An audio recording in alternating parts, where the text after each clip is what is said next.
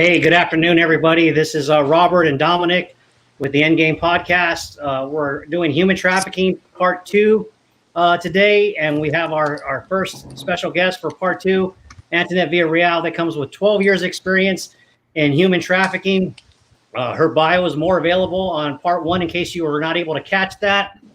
So with that, thanks everybody for tuning in. Thanks for the support on the YouTube channel.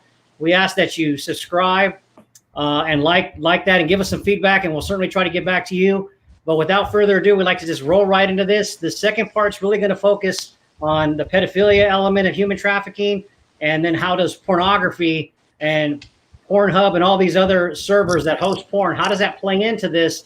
And what can we do as society and as family members, parents, friends, and educators and people in the healthcare, just average citizens of the United States, how can we address this? So with that, I'll turn it over to Antoinette. It's all yours. Yeah, hi. Thanks, gentlemen. So thank you again for having me back. I know it's such a deep, complex topic that, I mean, we just can't do it all in one segment. So I hope that it was really great for your listeners before and just opening their mind to how it is happening around us, right? Because that's the problem with human trafficking. Everyone thinks like it's not here and it's not targeting our loved ones or our community. So I appreciate that. So one of the things that I really, as you mentioned before, is to kind of focus on the child porn aspect and what that looks like in society, and how that really is a lineage, if you will, to human trafficking. And so when I say the word, porn, right? What do you two think of when I say the word porn, or if anybody says the word porn? You can take that one, Rob.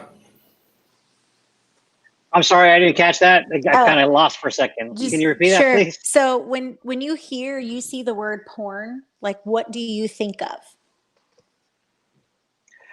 What I think is a bunch of people that are being exploited, and then some people that are the exploiter.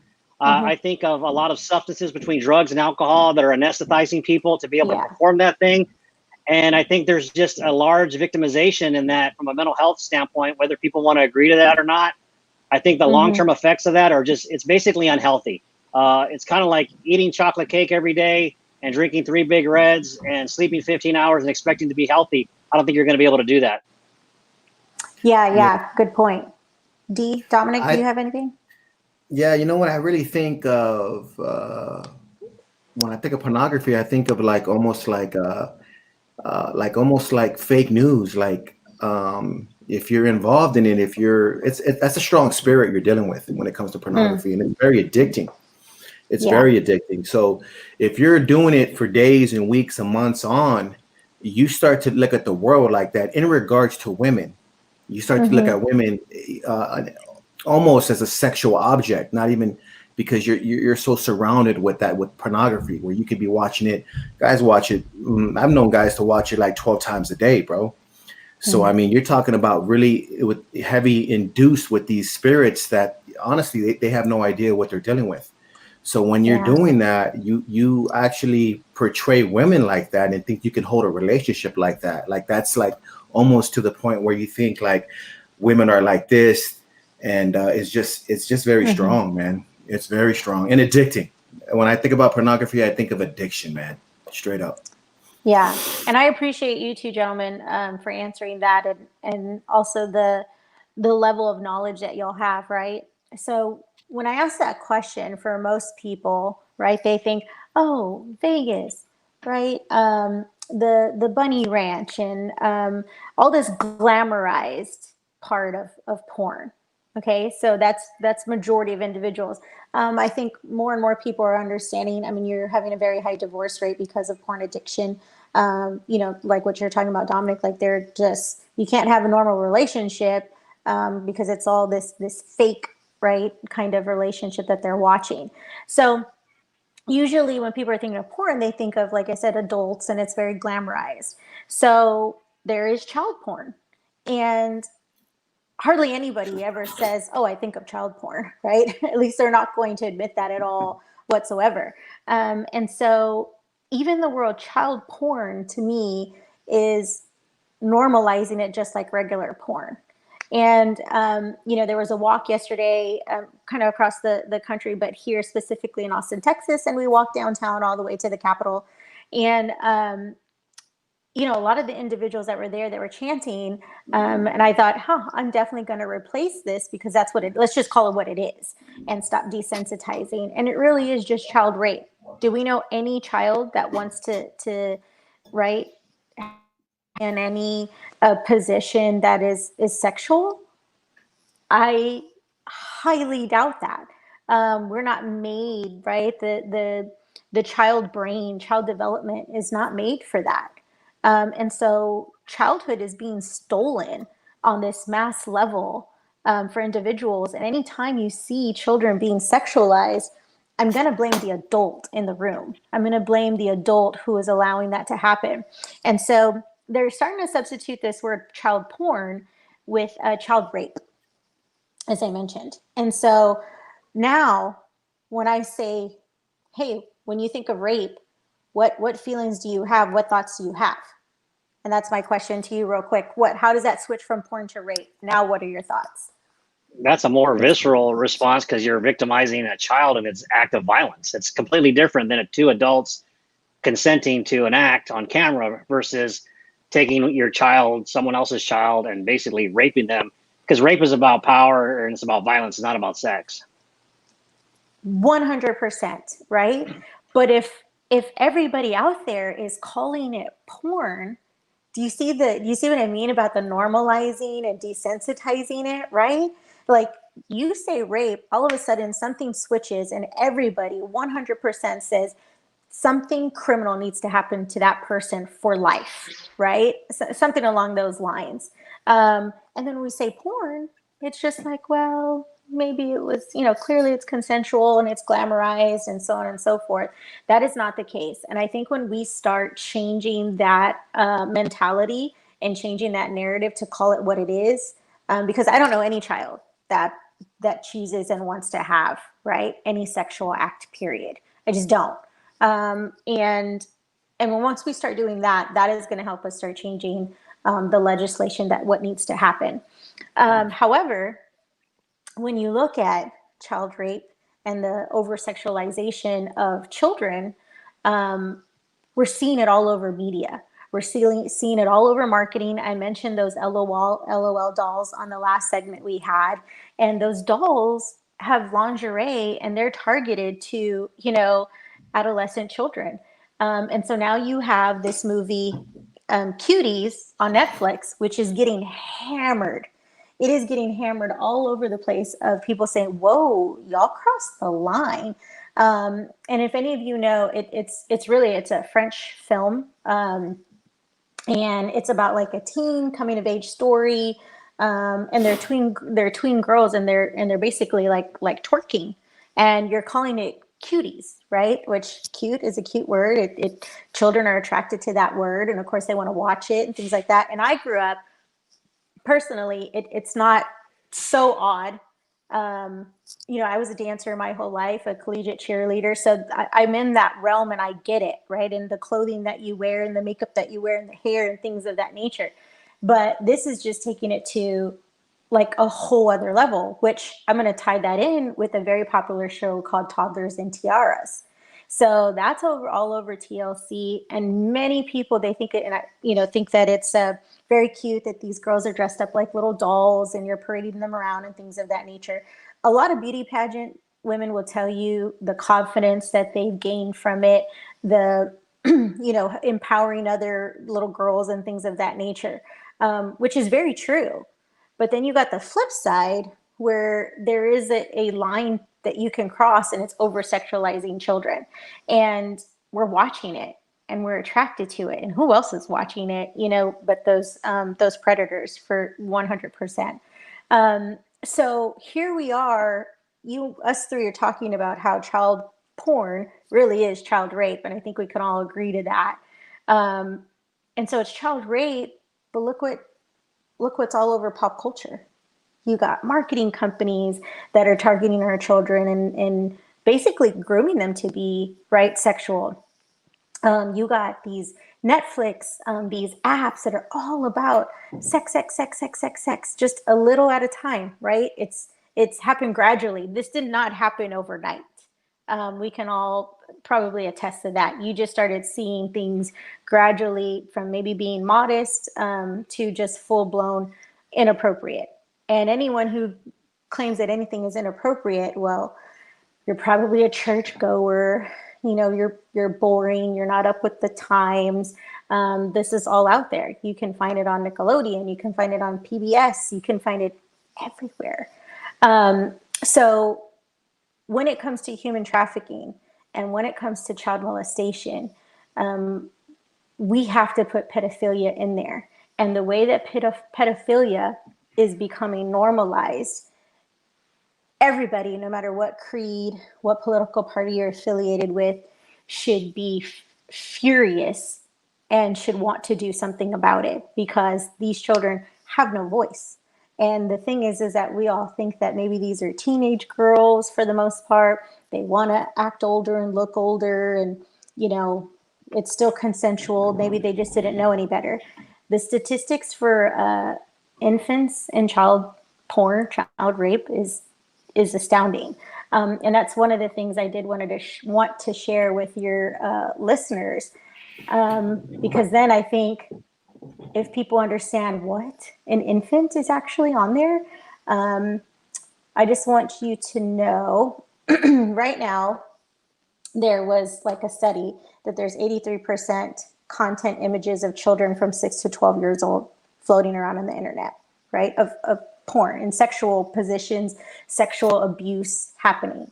39% of those images are 3 to 5 years old, and 19 had images younger than 3 years old, right? All over, you know, the internet. And 80% of those show actual sexual penetration, and 21% showed images of physical assault and torture.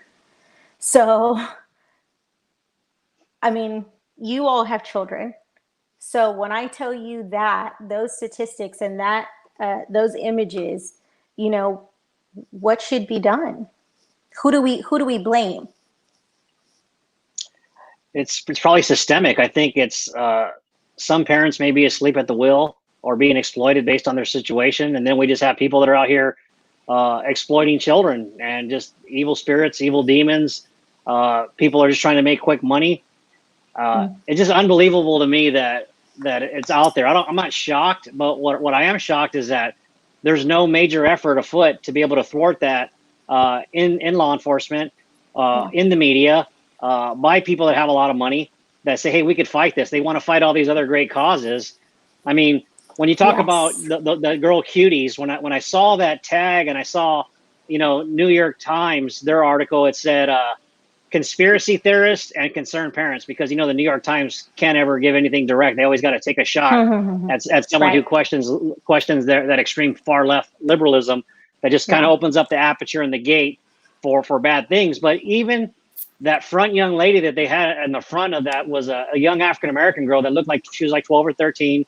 And I saw the image, and then it made me think about like all these missing children, the lack of attention that some communities get when their children are missing, right? If a young 12-year-old girl is missing from an affluent area, that gets a lot of attention, kind of like JonBenet Ramsey, you know, a young 5-6-year-old becomes missing, that's kind of that tiaras kind of element. You get a lot of attention, and then the numbers coming out of like the south side of Chicago, where a lot of these African-American girls, they don't get no attention. No organizations looking for these girls because of the socioeconomics, and that makes it easier to victimize them, just because they're looking for anybody to give them attention. So if some young guy, like you said, is a groomer who says, hey, I think you're doing good in school, let me buy you more books. Hey, let me buy you these cool shoes. Hey, I'll take you to eat. And you just manage that for 3-4 weeks. It's a matter of time before you can get them in a vehicle and take them anywhere you want, and nobody will be any of the wiser. So I think that's where there needs to be a lot of focus with law enforcement. We don't need to be worrying about whether you believe someone that's right or left is talking at a university. Speech is not going to hurt you. Snatching our babies and putting them on the internet doing child rape, that needs to be a focus of everybody.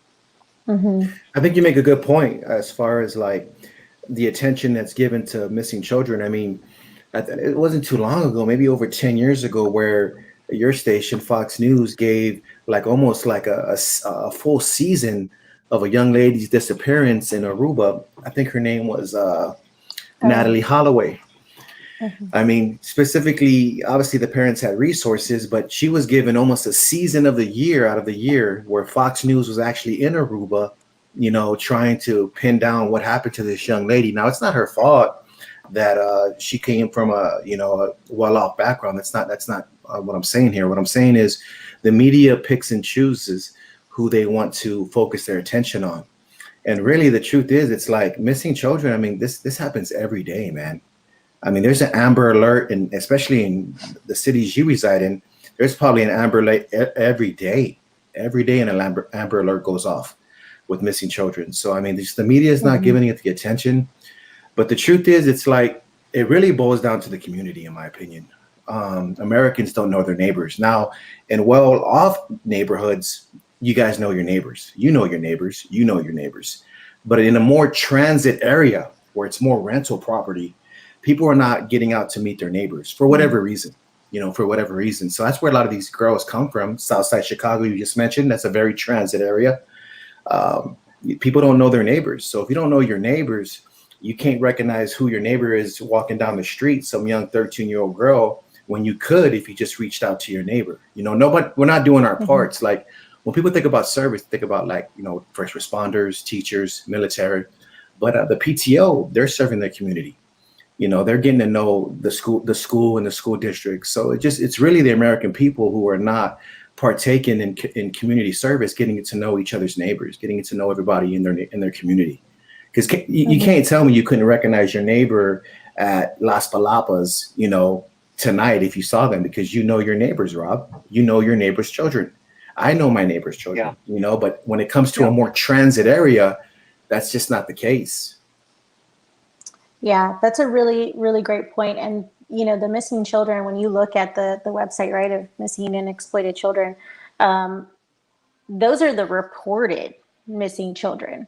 I mean, women have babies all day long and, you know, all day, every second of the day. And yeah, they were registered in a hospital, right, when they were born. But other than that, we don't know anything about them. There's no record. If they go to school, yeah, there's some. But there are more children that are not reported than there are reported.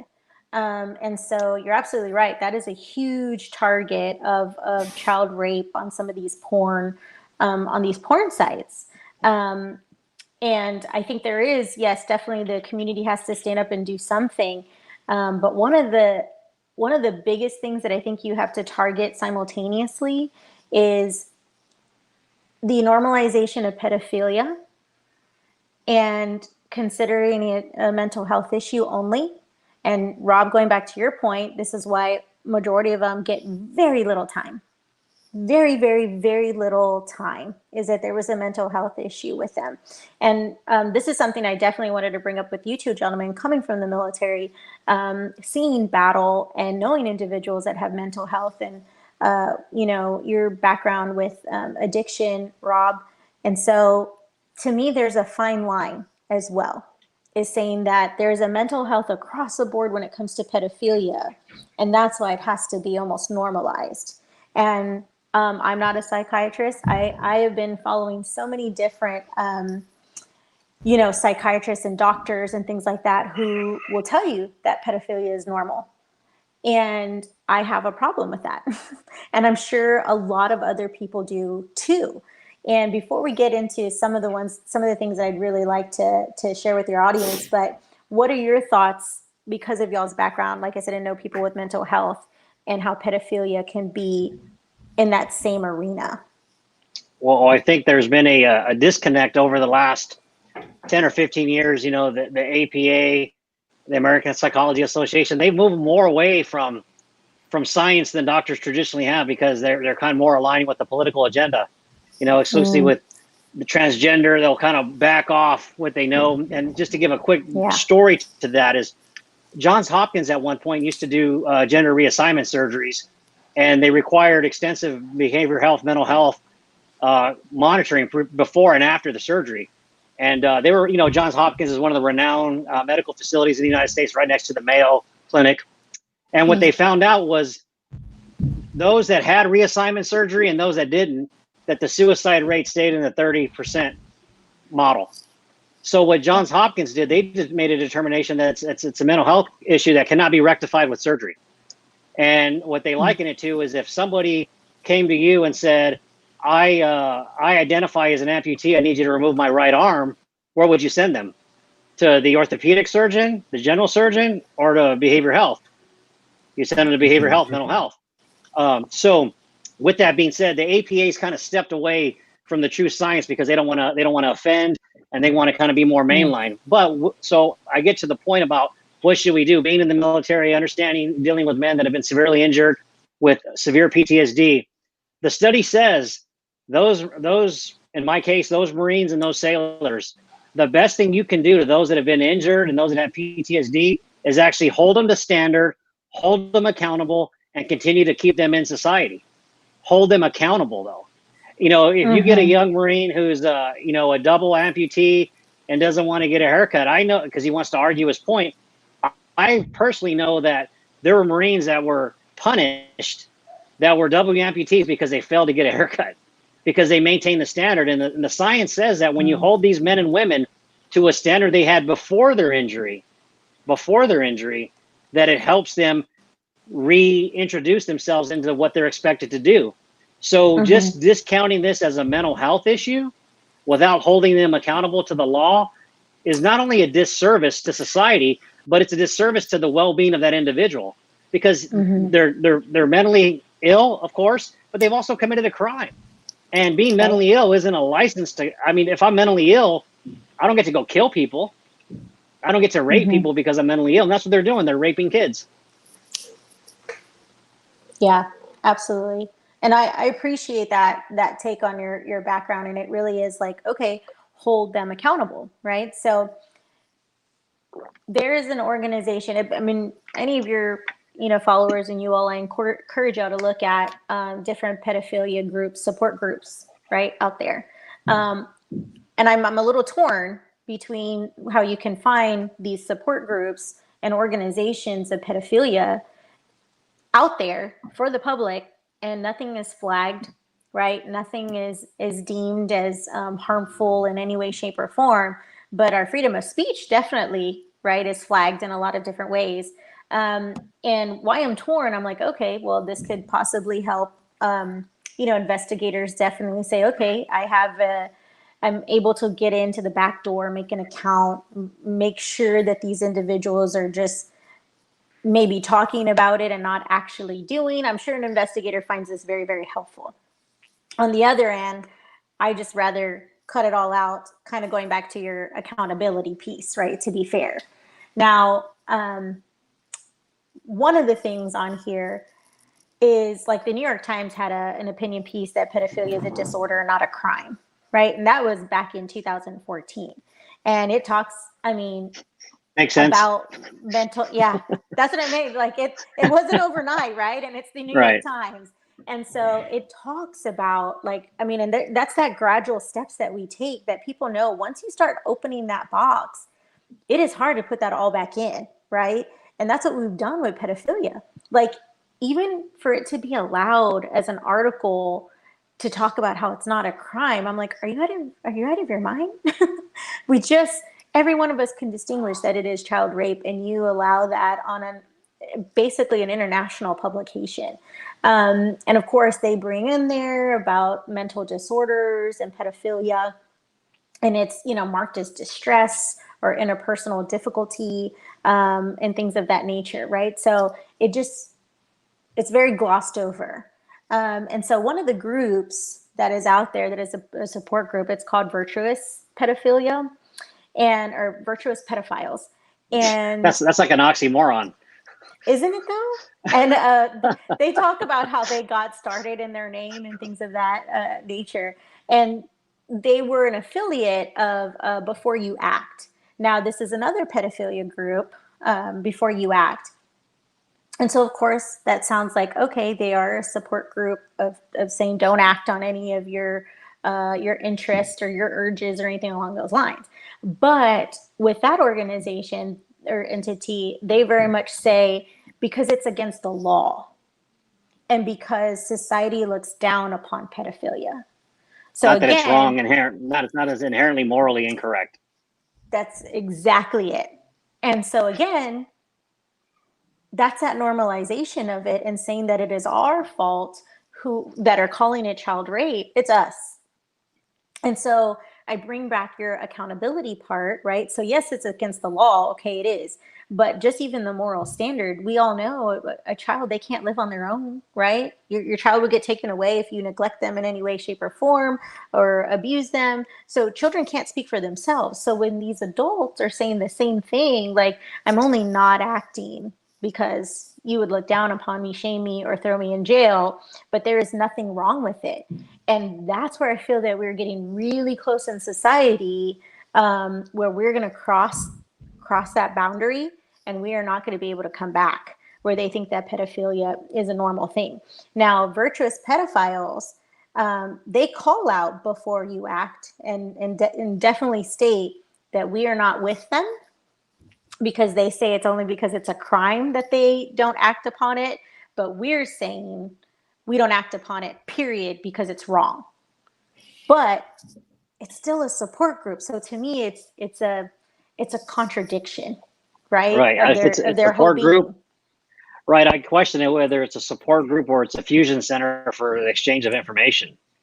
Correct. And with pedophiles, that's exactly what they do. They find a network, right? Because you can also pass a child around from one to another, because someone's already gotten away with it with that one child. They know that child isn't going to say anything. You Right. are good to go.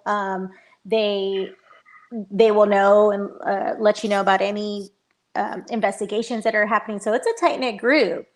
And I mean, you are seeing pedophilia in every industry, right?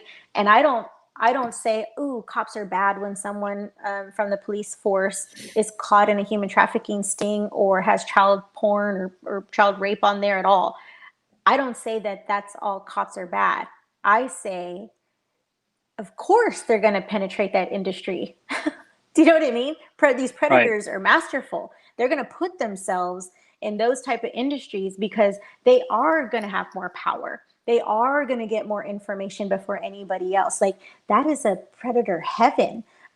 It's the same thing. Look at CPS, right? They put pedophiles into those industries because, again, they have access to all of these children. So that actually brings me to when it comes to child rape, you are finding more and more people, industries in these hero-like positions. And so, for example, I mean, the UN, the United Nations, that so many people love. I mean, I loved them growing up. And in university, I was like, man, I'd love to get a job with the UN. Look what they're doing for humanitarian, purposes, so on and so forth. However, you're talking decades of child abuse with these field. Absolutely. Like you talked about the vulnerable, right? And I know we were talking about the U.S. vulnerable children in those positions of foster care, runaways, or have no parents. But on the other side of the pond or in other countries down south, you're talking they're very poor countries. Like, they're fighting for just food and water, right?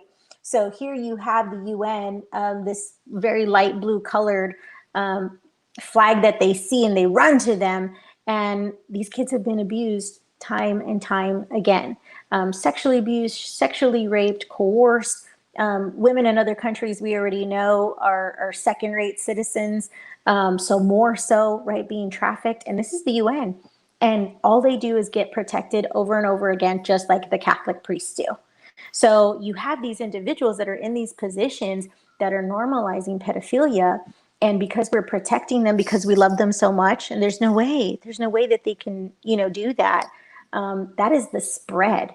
And now you're having these images, these pixels of child rape going on, and you can't identify these children at all whatsoever. So I don't know how many individuals y'all know, like, out there that have been arrested, and they're these hero-like individuals. But that's why I go back to, we shouldn't be worshiping any individual because we're flesh. We're going to fail, period, and we're going to let you down. But it's to the point now where these individuals are being prosecuted, and yet it's all quiet and it's all hush hush, and they get very minimal time compared to if they were trafficking drugs or guns. And I don't know what that's like for y'all and how you feel regarding, anyone in the military. Like there was a sting with Fort Hood recently, and there was a human trafficking ring over there with some soldiers. Again, it's the people, not just the entity, right? But I feel that the entity has to do something. Right. And when are we going to hold them accountable as society? That's anywhere from Netflix to these LOL dolls to anybody. And so, yeah, I just wanted to put that back and see y'all's thoughts regarding that, because that's a big one. We have too many heroes in these positions, and they're the ones that are normalizing pedophilia to the highest level. Yeah, I think I've experienced where in Washington State, there was a command master chief who was kind of like the senior enlisted person of a unit, was using his government BlackBerry and had set up what he thought was setting up to have sex with a 10-year-old in a hotel, and landed up being the Naval Criminal Investigation Service. And then there was a sergeant major, a very well-known sergeant major in the Marine Corps, the same thing, got caught, pedophilia. And this is something for people that have known me for a number of years. Back to 2012, 2013 era, when I first got to San Antonio, I made a declaration. I said, we are migrating to making pedophilia normal. We're migrating there, and we're doing it. You see that.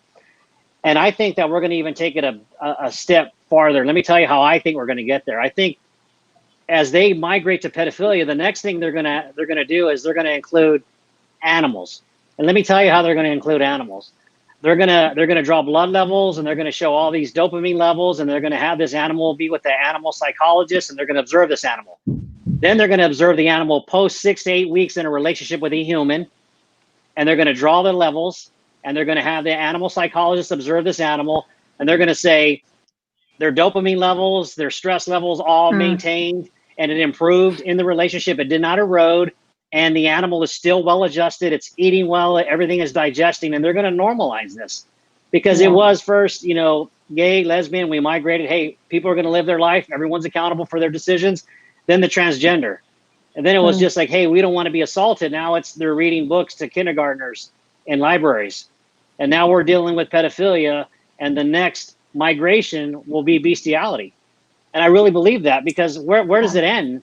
Where does it end? You're right. It doesn't. We're talking kids now, and they're saying, well, the only reason is that it's because it's illegal. And we talked about this. Dominic and I talked about this before, about infidelity in the military. Dominic, how many guys are practicing that in the military? So then when they hear a young Marine or young sailor get caught up, someone's side girl calls the command, those leaders, they gloss that over. Hey, motivator, you need to handle that. Keep that lady calling the command. You know why? Is because if they step on that sergeant's neck, that sergeant may have seen you out on liberty on that MEU.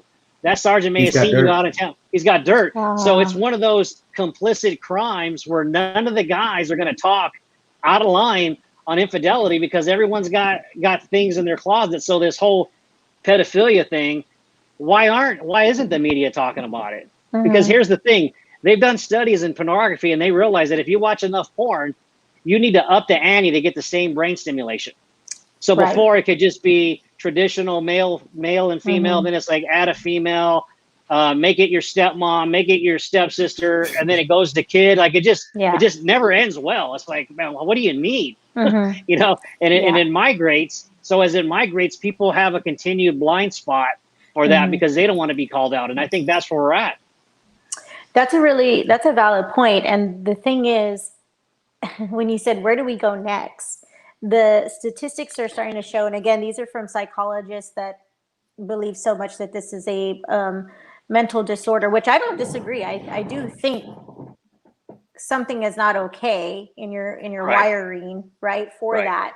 But it's the repercussions of just calling it a mental disorder, right? And still letting them be out there in society is, some of the psychiatrists out there are saying that just because someone, like you said, you kind of have to up the ante when you're looking at porn so much. So it's almost natural that they are going to go into child porn because there's nothing else left. So it doesn't mean they're going to act upon it. And that's why you're seeing such an increase in child pornography online specifically. So my thing is, again, we're normalizing it. And two, if there's such an increase in that, all of these platforms, how are we even allowing that to be the case, right? All of these platforms are really not protecting children at all. And you're allowed to upload, download all of these images of children. And how do we do that? Because if it was your child, what would you do, right? If it was literally your child, what would you do? I'd be in prison. Oh, hands down, and you would rate it. I mean, me and Rob did a talk about this, and we're tracking that right now. Statistics show 40% of Americans that are newborns are born out of wedlock, 40% across the board. So that's almost half of the nation's newborns are born out of wedlock. A huge problem is when these mothers take these young children and they don't have their dad in their lives on a daily basis. The problem, you're going to have whatever. You're going to have your media. You're going to have your outlets of TV, obviously your music, whether it be country. Let's not all blame it on rap music. Country music pushes it too. Everybody, all these genres push, sex, heavily.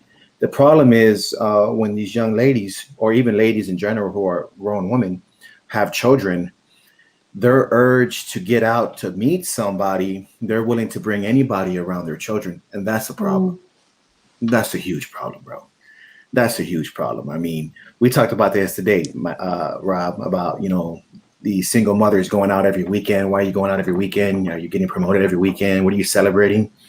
But you're bringing around different men around your children. Dude, I know I've seen more animals in a documentary about the Serengeti have more love for their children and more protection for their children than adult females do for their children.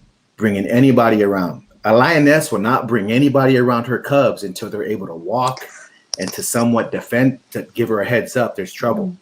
But women, bro, it's just crazy. 40% of children in America are being born out of wedlock.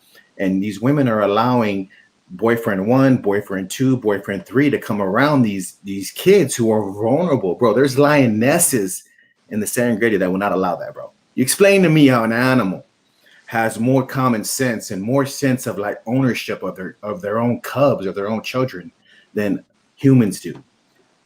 Explain to me that. Wow. Like, That's such a great visual. It makes sense. When I talk to the law enforcement individual, and I won't give the agency just for privacy, they said that a lot of times it's like you said, it's access to children, right? Before in our age, we were always told, and we're all coming almost the same era, the janitor, you always had to look at the janitor with like a side eye to make sure that they weren't trying to exploit anything. But now, based on what law enforcement's told me, it's all people that create an opportunity for access to your children. It's the friend, the neighbor, it's the uncle, it's the my niece is staying over the weekend. And then you may know that house, but you don't know who they're letting in the house, the older cousin. And you think, oh, it's a female older cousin with my daughter, she's safe.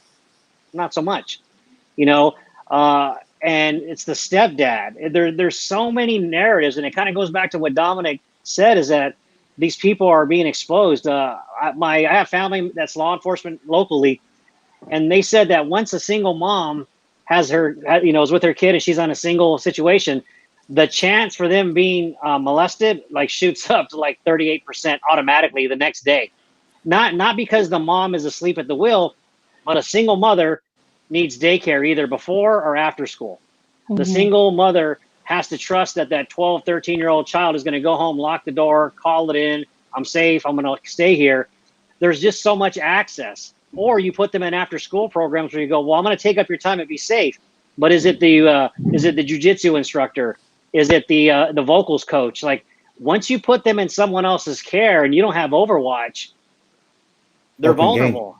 It's open game. Yeah. You know, that's why it's critical, and not everyone has the ability to have a parent in the home 24/7, even if they are home, like you said last week, Antoinette.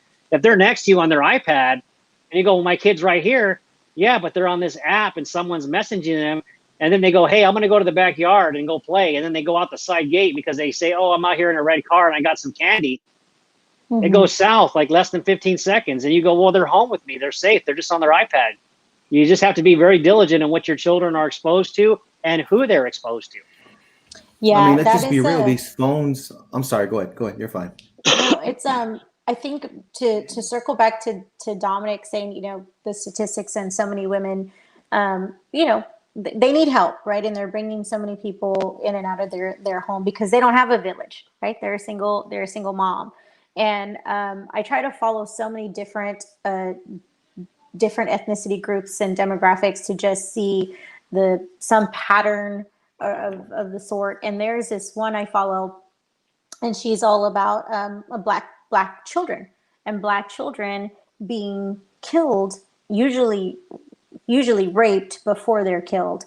And you're talking very young, right? Toddlers, infants, and majority of them are all because it was mom's boyfriend and mom was at work. And this is boyfriend in the home, boyfriend of a couple of months, boyfriend of a year, right? Like there's no pattern of that.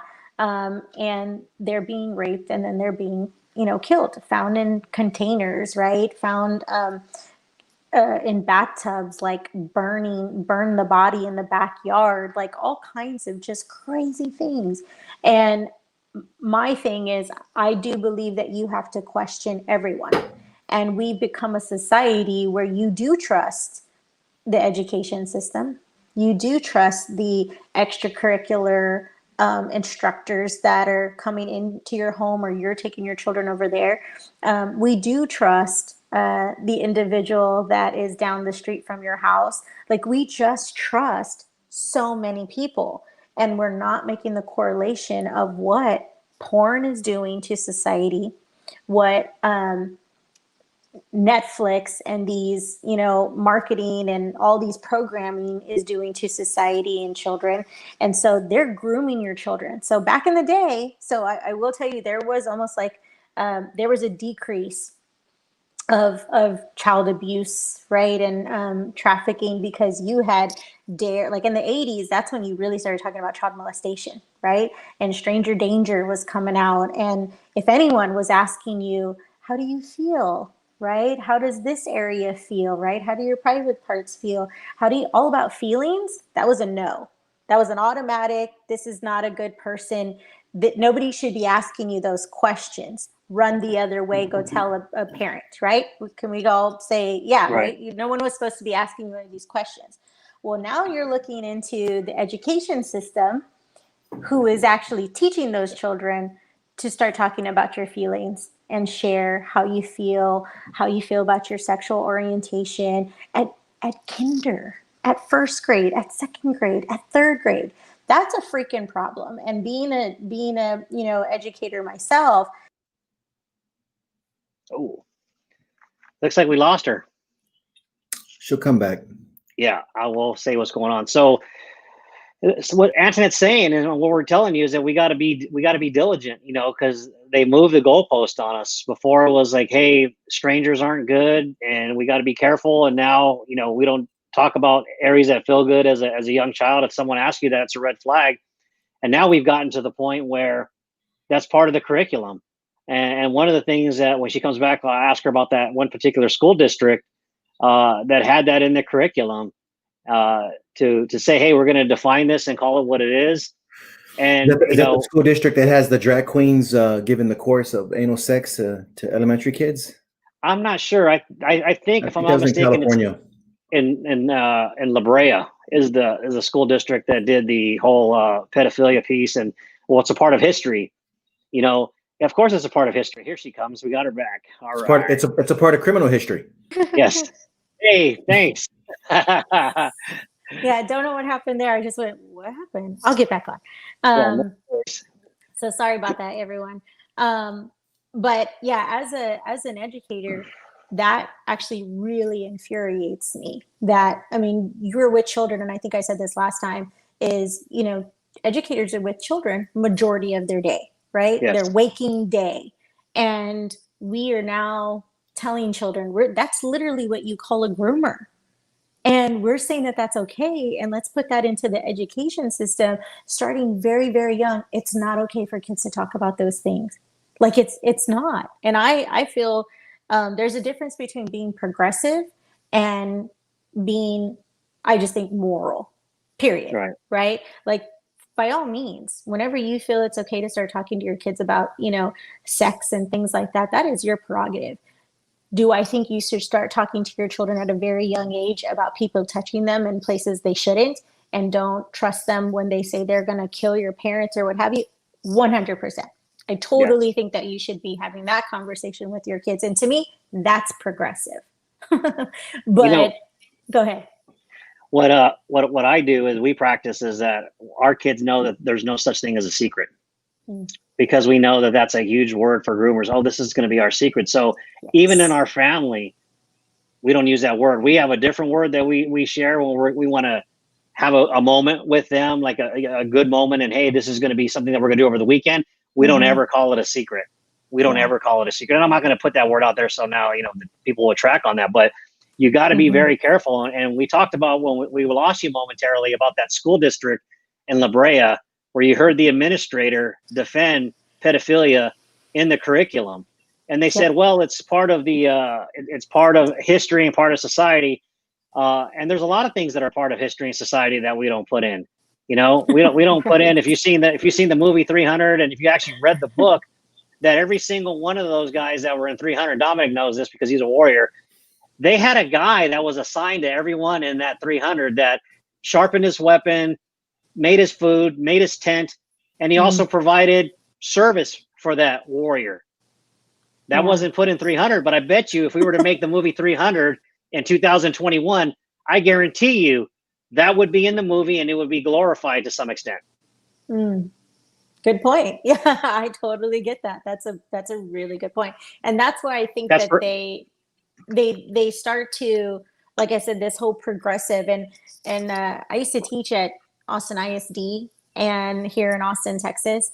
And they're actually one of the school districts that is very, very, they're all about LGBTQ in the curricula. And when you look at that, and their whole point is so that your children is not a transphobe of another kindergartner who thinks, I guess, he's a boy when was born a girl. So that's their reasoning behind it. And so that there's no hate, right? That's their whole point. But when you're talking to kids, like I said, about describing how they feel, and, you know, gender is all about how a person feels. That's number one for groomer. And those of us who've been in this human trafficking space for a long time, we call it what it is. You can hide behind any other progressive type of verbiage or narrative and say it's a hate crime if you don't talk about it. No, it's a hate crime, in my opinion, that you are raping children, you know, and raping children is bigger than a hate crime is actually what I meant to say. And every single time when the media gets a hold of something, they change the narrative. This walk that we had yesterday, you're talking, it was a 15-second snippet is what it seemed like. Maybe it was 30, but it seemed like 15. They changed the narrative. They put, instead of talking about child rape and child abuse, they put Q out there, which no one was wearing a t-shirt that had the Q on, right? Because then that's the conspiracy theorists, crazy people. They put on blast, right? They call it pedowood, no longer Hollywood. And so they changed the narrative. And I'm just like, how are you going to change the narrative about kids? And we are in the capital of Texas. And it was phenomenal to see men out there. And I love having this conversation with you too, because more men do need to be out there and stick up for, you know, children. And they need to see your faces. They need to know that not all men are bad, right? And they are here to protect. The men in my life, like I said, I know them to protect. And more kids need to see that. But these school districts are out of control, I think, but it's because parents trust them, right? And now you're seeing more and more with this whole online business. There are very many school districts in California, in Tennessee, here in Texas. They're signing these, I don't want to call it a promise, but they're signing these contracts that they will not be listening or viewing when their child is online learning. Like, you're not allowed to. And if you're allowed to, then your child could be, there'd be repercussions. I'm not going to say suspension across the board or anything like that, but there are repercussions. And they're claiming that it's the safety of other students. And 100%, I believe that's because of they don't want you to know what teachers are teaching, right? Especially when they're talking about those social aspects of things. And to me, you're a teacher, I want you to teach them the subject, right? Of course, you want children to play nice with each other, but to me, it's the parent's job to teach them about how they feel, their thoughts about sex and things of that nature. And so, like I said, if I see it in Texas, I know that it's going to be bad for the rest of the country. So we have to start paying attention.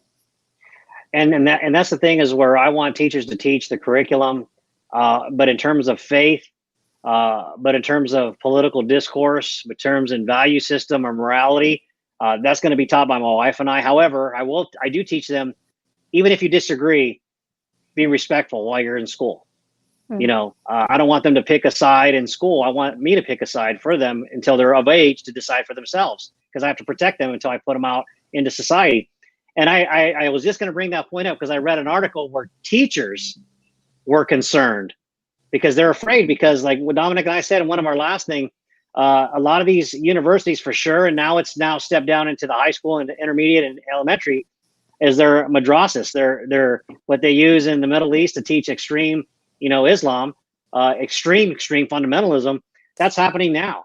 And you are immersed in that education system. So I can imagine someone with your belief system saying that parents should teach those value systems and you should teach the curriculum. I would venture to say you are probably a minority in that group, and almost to the point where you'd almost have to silence that thought and that opinion, because it would make you vulnerable, because you're really in the lion's den of progressiveness and liberalism. And I always find it interesting that people that have educated their whole life are telling people what they need to do outside of education. There's a thing where people that do, people that don't teach. Just like people that can play sports. Those that don't become sports writers. Look at a sports writer's body versus an athlete's body. It's very, very diverse. And they weigh in heavily on what the sports athlete should and shouldn't be doing, and how they went wrong and how they fell apart in this critical moment of a competition. We need educators. We love people that want to dedicate their life to making people smarter, but you're not to make more clones of yourself. We have a term that, any leader can make followers, but a real leader makes other leaders. A real leader allows someone to move on from your level and take on their own identity with their value system to do what they think is right. That's making it true, to think for yourself, not just what someone told you to think. My kids are going to leave my home and they're going to have to think for themselves, because their salvation is their responsibility. But it's my job to equip them with as much as I can by the grace of God, and then they take that on. In these schools, they want them to think exactly like they want them to think and move on. That's not what we're there for. If you say you love diversity, we have to have a diversity of opinion, diversity of thought, diversity of performance, diversity of interest, because when you bring all that is when you truly get what you're looking for. Because if we all want to just do the same thing, then we can just go down to downtown Portland and Seattle and look at a bunch of people wearing skinny jeans and wearing masks, with man buns. But we'll all be the same then. Right. We have to have diverse opinions. So, Dominic, any thoughts on that, brother? You know what you're speaking on about, equipping your children, you're the majority for now. That is the majority for now. 40% of children are being born out of wedlock. Antoinette, you had students who probably didn't eat breakfast the morning going to school. You probably had students who probably didn't even eat dinner the night before. That is the norm in many cases throughout America. where these families, they don't come from resources. These kids don't have resources. So these teachers, they're not necessarily dumbing down the curriculum, but when you're the majority for now, both parents in the household raising kids, there's probably about a good quarter. I mean, how many of your children were where the dad wasn't involved in the household, Antoinette, that you're teaching on a regular basis? It was probably about 95%. Boom. It's about 95. You know, that's the majority. So a teacher, I get what I mean. I'm not down with the pedophile stuff. That's criminal behavior to the, you know, to the 10th level. But these teachers they're dealing with society as a whole. Your household, that's beautiful. 2 parents, that's how God made it, bro. That's how God made it. But people ain't in the church, bro. So they're having relationships outside the church, and they're having babies outside of wedlock. So here we go. So the teachers are dealing with that because that's the majority in their classroom, bro. You know, so I'm not saying they're dumbing down the curriculum. That's not the case. But they're actually, I mean, are their morals coming down in a sense because they have to deal with that? Possibly. You know, it's America's going through some trying times, bro. You know, it's going through some trying times. I mean, it's deep. I mean, that's almost 0.5%. Half of the nation is almost born out of wedlock, man. We're talking generations here, gentlemen. I mean, people, we're talking generations here. So this is not going away, you know. And to say, and for saying like normalizing criminal behavior, as in people committing crimes as these pedophiles. I mean, what state has actually moved on that? What state has actually made it to where, you know what, it's no longer 16, you know, or whatever, the minor is no longer having sex with the minor is no longer a crime? Where has that actually changed in America? I mean, where has it changed? You know, go ahead. I'm sorry. No. That's a great question. And I'd be happy to share that piece, as well as just one last thing in the education system is parents have to be involved. And I think during this quarantine, of course you see things, or a parent, and you see things all over social media where parents are like, oh my gosh, it's not my job to teach, right? Like they're just exhausted because we got these crazy theories on just how to multiply now. Like before this is just how you simply solve the problem. Now there's all these other ways. However, even though that's challenging, I think that parents have to start questioning the system, because there's actually a joke among educators, and especially me, like I taught in the hood is what you would call it, right? And here in Austin, and I taught kids that looked just like me, right? It was majority Hispanic community, and you have to start questioning. They have so much trust in the education system, but the joke is that we're social workers first, parents, and then educators. That's a problem, right? Like, don't get me wrong, the kids should trust you, and they should, you should be someone that they trust, and they can come to you with problems, but parents need to start questioning what their kids are being taught, plain and simple. And that's why, honestly, I couldn't hang in there anymore. I was tired of the bureaucracy, as well as the indoctrination that was actually happening. And and my classroom was not like that, but you're fighting it every single day. Right. Your kids are doing beautifully, but they're still going to come down hard on you. And I don't play by anybody's rules. I think I told y'all before, even with human trafficking, everybody's table sucked. And pardon my French, but I was like, I'll just make up my own rules to help, right, assist survivors and to eradicate human trafficking. I'm not going to play by your rules, because your rules, you only invite who you want to invite. And to me, everybody is invited, because we all have, it's all of us. It's going to take all of us to stop it. So parents, please start questioning what your kids are learning. Challenge the system, because they don't listen to teachers at all. They listen to the parents. The louder the parents are, they will change, plain and simple, because those school board people get voted right in. So challenge them. Now, going back to the states, I'm just going to tell you how you got two opposite ends. I had it last time, and I'll apologize. I'll give it to you. It's a Senate bill. I almost want to say 146, but I'll clarify. In California, there is a representative there, and he wants to where you no longer have to register as a sex offender. So that's one problem But then you have Right. on the other side of the United States in Alabama, where they just brought back castration for child molesters, right? For Mhm. Wow. people raping children. So we gotta, and hey, I live in Texas. Rob, you live in Texas. Dominic, you're from Texas. We like to do things our way. So of course we don't want any federal mandate, right, to come in and tell Right. us. But these states are out of control where you have something like that, where you're not going to tell me where these people live, right? And they're these sex offenders. Wouldn't That's they a be on the problem. registry though? They wouldn't be on the registry at all. He's trying to fight that. That's what he's trying to do. And I don't know all the ins and outs. I'm going to actually, because of some legislation things we're doing, I'm actually going back to read that one specifically. That is the highlight of it, right? Is to not register sex offenders. You don't have to. And there's other conversations about that of like, oh, well, we don't want to do that because then they have shame and then they're stained and they can't get a job and harm that comes their direction. Well, it's like, well, of course, did you just give them probation? Well, yeah, Right. people are going to be very, very upset. Like the child who was molested, raped in Florida, and the judge let him off, and they found that individual's decapitated head on the judge's doorstep. So, and that was a family member, right? 100%.